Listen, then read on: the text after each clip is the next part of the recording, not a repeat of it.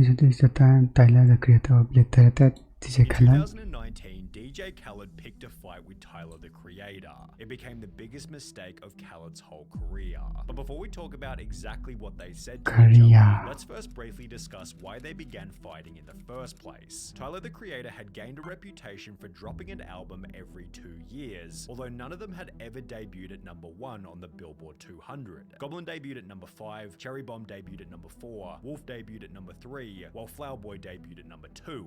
By following this trend, it seemed his next album could be the first to take home the #1 placement. The Tyler the Creator is like a rapper and never have this song. He could bypass the biggest rat in music, DJ Khaled. As hard as it might be to admit, Khaled was definitely more successful than Tyler in terms of commercial performance. By 2019, DJ Khaled already had 2 #1 albums, while his most popular music video had almost 10 times the views. Oh come on, this is one count. There's a picture In in comparison to Tyler's most popular music video.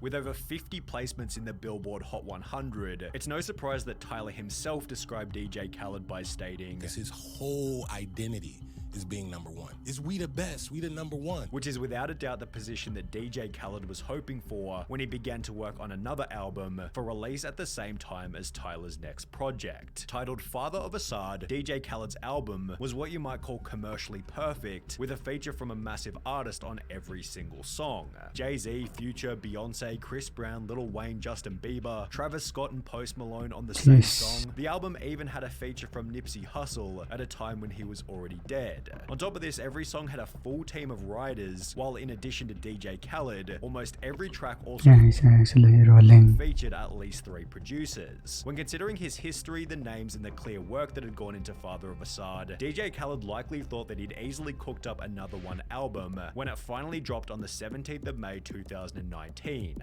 That would be until Tyler the Creator, on the very same day, released Igor. Igor had a much deeper story than any of Tyler's previous albums, characterized primarily by his ridiculous blonde wig, worn not for some deep thematic reason, but rather because Tyler simply liked it. Where did the idea for the wig come from? What is Igor? Like, why are we Igor being from Chia. looking at you the way we are? And I what is just it? thought it was cool. The tracklist itself was only made cooler by the fact that each song was written and produced solely by Tyler, which when tied in with a unique recognizable album cover, gave it the strength to beat DJ Khaled. Igor #1, Father of Assad #2, a result that seemed to surprise even Tyler himself. And this is no disrespect to Yeah, Khaled or anyone. Everyone, Cardi B, 21 Savage, Travis Scott, Post Malone, Beyonce, Jay, everyone who sells billions of records, and the fact that I beat him with this was crazy, bro. Tyler's win was covered in news article after news article and celebrated by those rooting for the underdog. Imagine having Actually #1. 20 features on your album just to be #2 to a man with a synth addiction.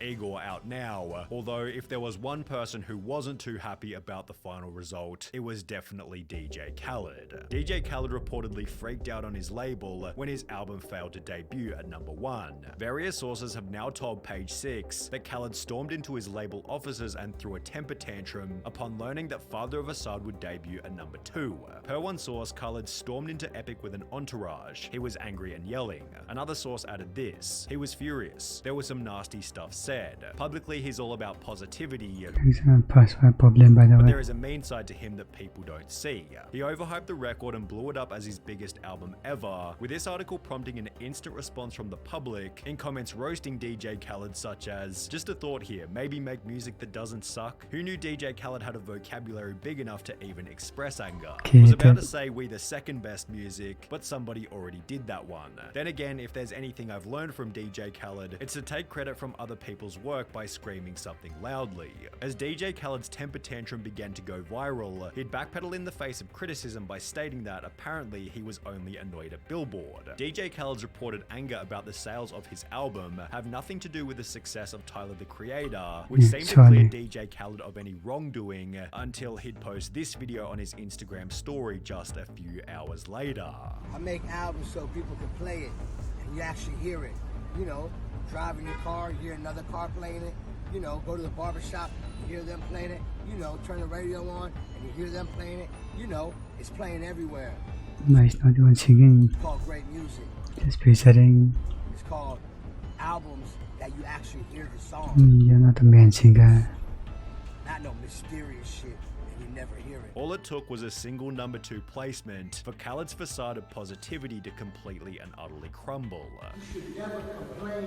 Complaining is a weak emotion. Without saying Tyler's name, 그냥 엑셀을 치우시오. DJ Khaled implied that Igor wasn't real music, as it was mysterious, you apparently couldn't hear the songs, and it wasn't being played by the cars around him or in any barbershops. His irate video was reposted to YouTube and Twitter, where it received over 65,000 likes whilst receiving comments such as, "For someone blessed and humble, he sounds bitter. Man, I was at my barbershop just this past Friday, and they weren't playing his album either. Went from we the best to we depressed, leading DJ Khaled to remove the video almost immediately. However, it was too late, everybody had already seen it. The media began to weigh in on Khaled's bitterness by Just making it worse by stating removing. what the DJ/producer/ not very inventive hype man seems to have missed though is the fact that the exposure of a record is literally what gets it on the charts. Tyler's album simply did better. The fact is, grabbing a bunch of the most hype names in hip hop, slapping them on a fairly generic trap beat, and introducing each song with the same soundboard another one literally just doesn't stack up against Tyler the Creator's innovative songwriting, production, and visuals, while YouTubers such as Anthony Fantano completely mutilated Khaled by stating this metric of, well, if they're playing it in the barbershop, the album's gotta be hot. That's kind of an old way of looking at things. Khaled's indignant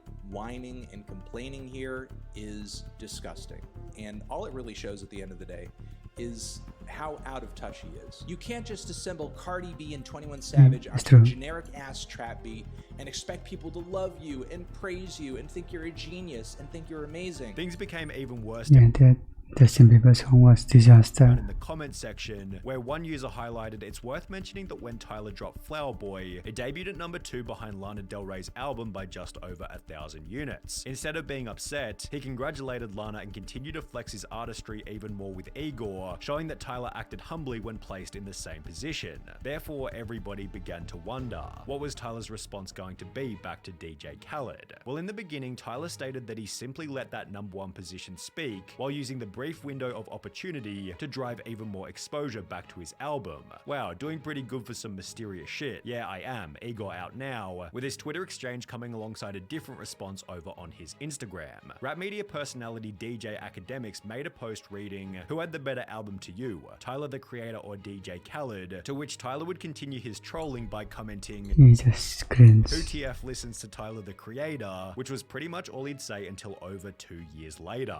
In June 2021, Tyler's next album, Call Me If You Get Lost, once again debuted at number 1 on the Billboard 200, prompting a new tweet by Tyler still roasting Khaled for what he'd said 2 years prior. Mysterious music, ha. 1 month later, Tyler would appear in a Hot 97 interview. Bro, that Khaled thing was like, it was fun. It was just watching a man die inside because the weirdo was winning. I was moonwalking in a wig. Everyone on his album, everyone. And he wasn't wrong. Like, I'm not in the barber shop. I'm not at the club. I'm not diddy skitty. I'm not in the back of the Maybach. So for some guy like that to kind of indirectly be like, that ain't real rap. That ain't real black music. That's what it felt like. However, this story actually has somewhat of a happy ending. DJ Khaled and Tyler the Creator squashed beef at Rock Nation's pre-Grammy brunch, explaining that though Khaled nor Tyler didn't mention anything of it, the two posed for a quick picture together, appearing to confirm that there aren't any issues between them. The article referred to this picture posted to DJ Khaled's Instagram, and considering on the Hot 97 interview Tyler said this, "It's no hard feelings towards him. What he's done." And he was an underdog too and built his way up too, from nothing, from pirate radio. So I do have some sort of respect for him. It's really no surprise that the two got together for a photo. So he forgave him not from him. Yes, that's pretty good video, I guess.